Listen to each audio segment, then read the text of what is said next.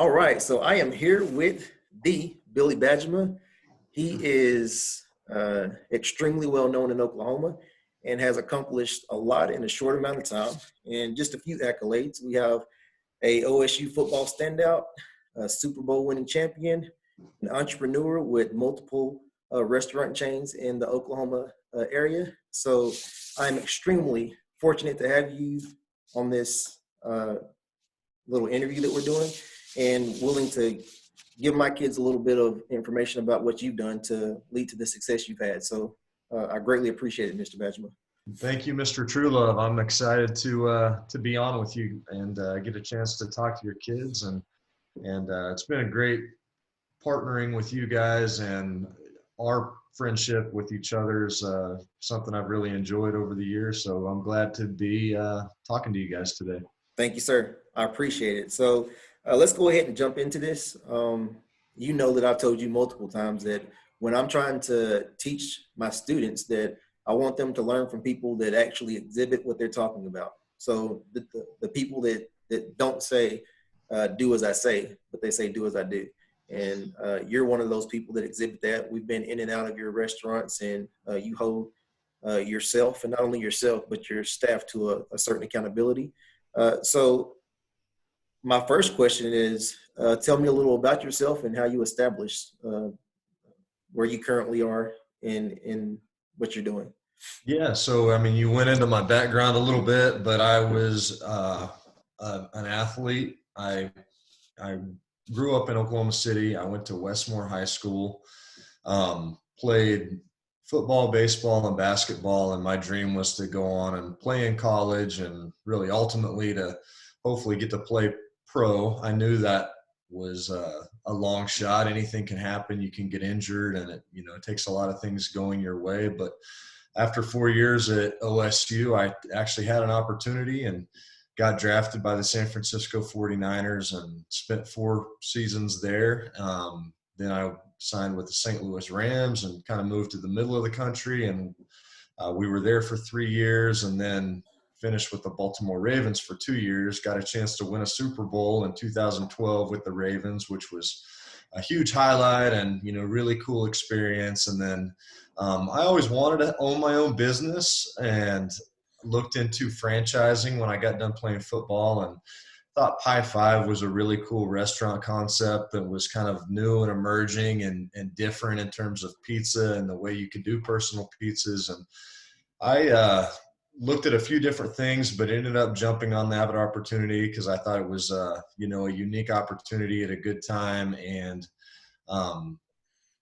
it kind of filled that entrepreneurial urge that I had of being able to do my own thing and build it in this market. And so that's kind of been my career path. Other things about me are, I'm passionate about my family. I've got a wife and 4 kids, and that takes up a lot of my free time, and really enjoy them. My faith is important to me. We go to church. We, that try to keep that number one and have everything else stem down from that. But that's kind of a little bit about who I am. Awesome. So, Mr. Bajema, we know that in the world, there are millions and millions of people who say, I want to be eventually someone who goes to the NFL. And then there are millions of people who say, I want to own a restaurant, or I want to be an entrepreneur. You have done both, and you have done both at a high level. So what do you feel played a role in your success that you've had? I think everybody, a lot of people have things you think about wanting to do. And for me, especially with sports, I think of my background, and it was day after day, building good habits of just getting a little bit better every day and setting goals. I think goals are really, really important. And then with those goals, setting, benchmarks and things you want to achieve along the way. So if I wanted to be a good football player, I said, yeah, I want to get a college scholarship, but my sophomore year in high school, I want to improve my 40 time by, 0.2 of a second. And I want to go do these workouts, these 4 days a week to try to get there. And so it's those little step-by-step things that allow you to achieve it, and kind of the discipline or habits or desire to do those things along the way. And then eventually you look back and it's a couple years down the road and you say, wow, I didn't get better in a day. I didn't, none of that happened overnight, but now I look back at where I was and where I am now. And it's incredible, how much gains I've made in that area. And for me, it started with the habits of football, and really playing in the NFL is what opened the door to being able to do something entrepreneurial and open restaurants like I have, and some of those same habits that I learned in the NFL of trying to stick on a team and be a valuable asset for a team, so that I could have a good long career. Those are the same qualities of hard work and determination that will transfer over to anything and help make you successful. So I've tried to carry that on in restaurants, and will try to in whatever I do. Yes, sir. So I have this saying where I explain to my students that people want what you have until they see what you have to do to get it. And my question to you about this is, what is the most difficult thing about the title that you currently hold? You have been successful in many areas of your life, and people see the success, but they don't see the hardship behind it. What would you say would be the most difficult task that you have to deal with regularly? I think you deal with problems, and sometimes problems are stressful.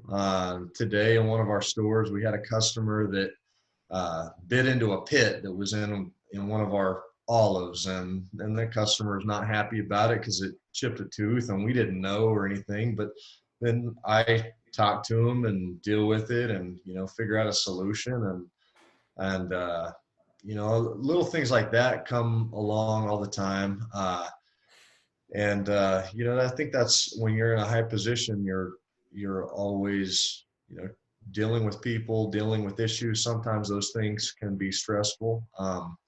Sometimes you go through a pandemic and business isn't good, and it can be financially stressful. When you're an entrepreneur, you don't have a paycheck that's coming in. You have to have your business to do well. And so uh, there are a lot of things probably in any job, especially as you get to a higher level and achieve the jobs you want to do. There's difficult things that come along with it. Even in the NFL, it was um, a dream come true. But every year you go in and you spend a month in training camp, and you're grinding and you're battling, and there's no guarantee. There's three other guys that are younger and want your spot, and you battle for those positions and fight for it and give it all you got, and things don't always turn out your way. So if they don't, you got to pick yourself up and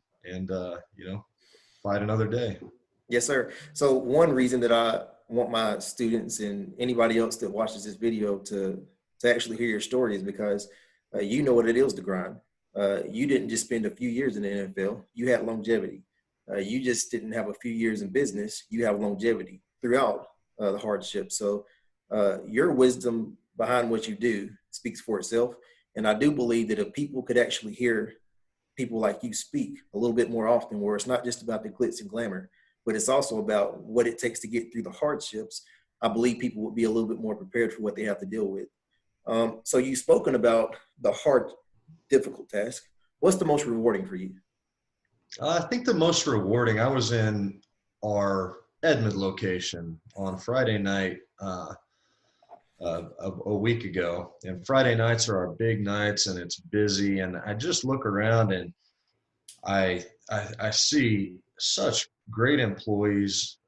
They're working hard. They're better a lot of this stuff than I am. We've got orders coming through, online orders and drive-through orders, and it's just an operation, and they're keeping it organized, and they're working hard, and they're great with customers, and they're enjoying each other and the environment. And times like that where you kind of see it all come together, you give people an opportunity to have a job, and for at Pi 5, it's not necessarily the end job that a lot of people have. They'll learn some some good qualities, and some of them will be at Pi Five for a long time. Some of them will go off to college or graduate from college and do other things. But you hope it's something where it builds character and it's a good experience, and we've also serve our customers and benefit them. And when it's all flowing right and you kind of see the hard work of the staff and the team all put together, and you get the rewards of that, it's a lot of fun. Yes, sir. Absolutely. So the next question, Mr. Bajema, is how do you look at mistakes and how do you grow and learn from those mistakes? Mistakes are a learning experience. I think everybody's going to make mistakes. There's you know plenty of mistakes that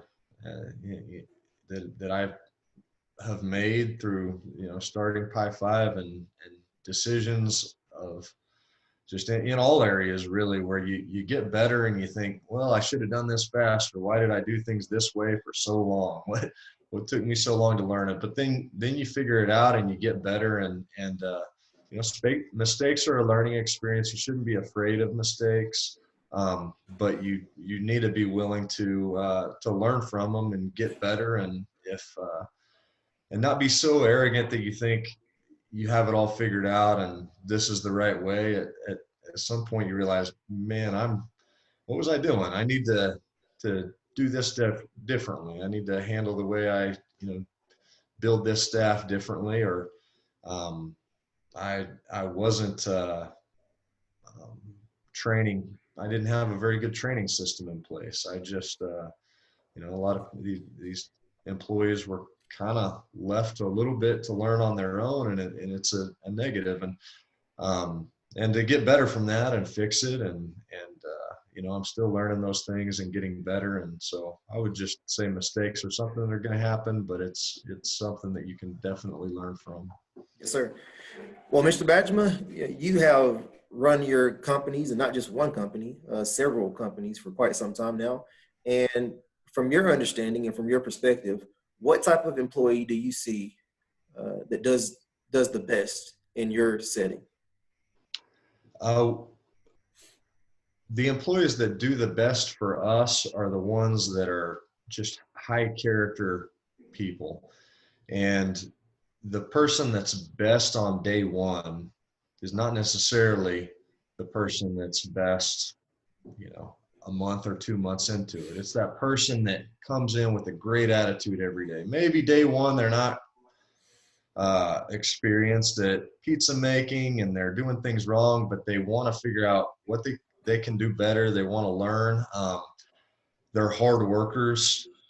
They don't get caught up in distractions and constant chatting with other employees, or having their phone or their device out. But they're there to work. They're there to work hard, and they care about their job, and they have a good attitude, and they bring it consistently every day, and it translates to the customers and the quality of work that they do. And when somebody has those character qualities to want to be good, to care about their job, to listen to their managers and learn from the things they don't know or aren't great at the beginning, those people turn into really valuable employees. So we're currently working on a lesson called integrity. And I told my students that I'd much rather have a person with high integrity than knowledge any day, because knowledge I can teach, but Mhm. integrity means I can trust you. And if I can trust you, there's not a job that I can't get you to do because I can teach you how to do that job. So you kind of reiterated kind of what I spoke to my students about. So that kind of goes I hand in think you hand. probably said it even better than me. That's probably what I was trying to get out. Exactly that. It's the character more than the knowledge or the skill, because you can teach the skill and the knowledge. Yes, sir.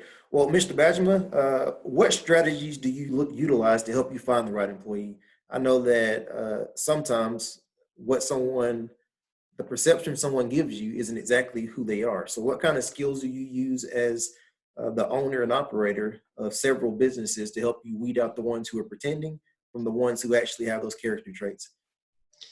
Well,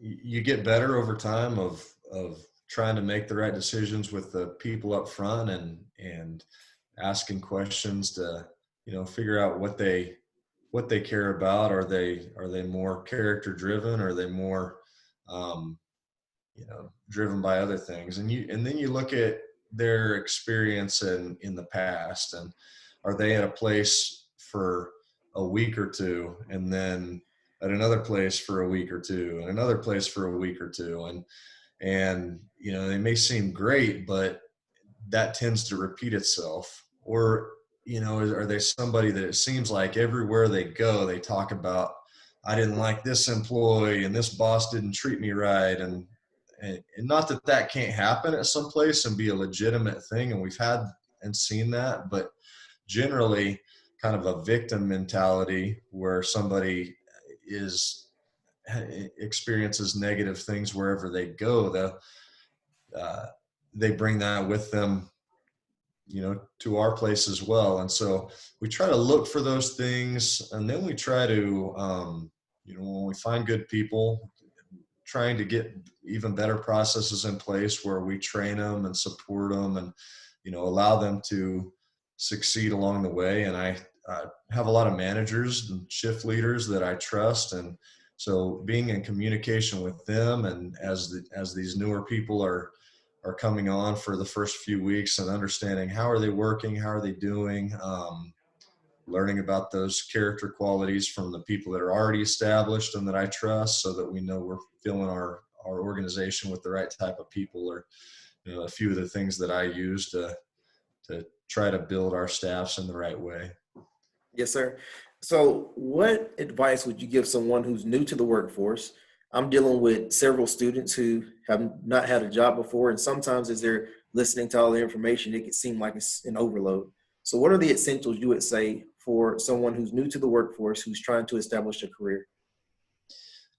I would say, come in with a great attitude, come in ready to work hard, and show it every day. And when we have a new person, and they're always looking for the next thing I can do to help, and they're trying to work at a fast pace too. They're trying to have a sense of urgency, and and they realize, I'm getting paid. I'm on the clock right now. Um, I want to work hard. I want to show, you know, that I can bring value. I think people see that right away. There's always somebody watching, even if it's you're there and it's the assistant manager or shift leader there, and you don't realize they're paying much attention. They're going to communicate to the manager. They're going to communicate to me, and you're always being evaluated, because there's people that want their organization to run at the highest level. And so even when you're with other team members, showing that you care about your job, and all of those things are important. I'd also say come in as professional as you can. If we ask somebody, we want your shirts tucked in, we want to make sure you have your hat on and you're wearing the right things to work to present the high five image that we want to present, then respect that, and do those things, and just all the little things that you can do to show that you care, and it'll go a long ways. So, do you have any pet peeves when it comes to employees and they're in the work environment and they're supposed to do a certain thing? What would be a pet peeve that you have when you walk into that establishment? Yeah, for me, I mean, the first thing I look at, and I just kind of referred to it, is dress. If we're looking sloppy and shirts aren't tucked in when I ask shirts to be tucked in, or we're wearing, somebody comes in and we ask to wear a nice, pair of jeans or something like that with the uniform, and they're wearing sweatpants or something like that. That's kind of an initial look on pet peeve. A big pet peeve is distractions and cell phones. When somebody's constantly wanting to go to their phone and look things up at work, that's a pet peeve. And not using the downtime wisely. When in a restaurant business, you achieve greatness with customers during the downtime, because that's when you refill, you restock, you make it look pretty, and then you're ready when the customers come to give them a good experience. And when I see, oh, we got a little bit of downtime and we're not using it to get ready, we're not using it to make sure that we have our dough done or that the floors are swept and all the little things that we need to do, and then the rush comes and our service isn't what it could be. So a pet peeve is not that we have to, we can't talk and have a good time with the other employees, and we do, but when we're not using that downtime to make sure we're in a good position and we're setting the next crew up for success, that's a pet peeve. Yes, sir. Well, Mr. Bajema, this interview has been extremely fun for me. That question brings our interview to a close, but do you have any finishing remarks or anything you would like to say to the students and other people that might watch this video that we have not covered yet? I just wish you guys good luck. I know you're in a great place. You're blessed to have Mr. Truelove teaching you these things and investing in you guys. And I'm excited for your futures. Look forward to, continuing the relationship between Pi 5 and your classes that we've had, and wish you the best. And thanks a lot for listening and having me on today. Well, Mr. Bajema, I would also like to say that I've been around successful people before, but it's not very often that I'm around successful people who have accomplished things like you, who are as down to earth as you are. So I think you know that I appreciate your personality and what you do for our students. And I appreciate you being willing to take time out of your busy schedule to consistently help out our class. So I just appreciate you in general. Thank you. Well, it was fun. It was a pleasure. And until we do it again, Mr. Benjamin, you have a fantastic day. You too.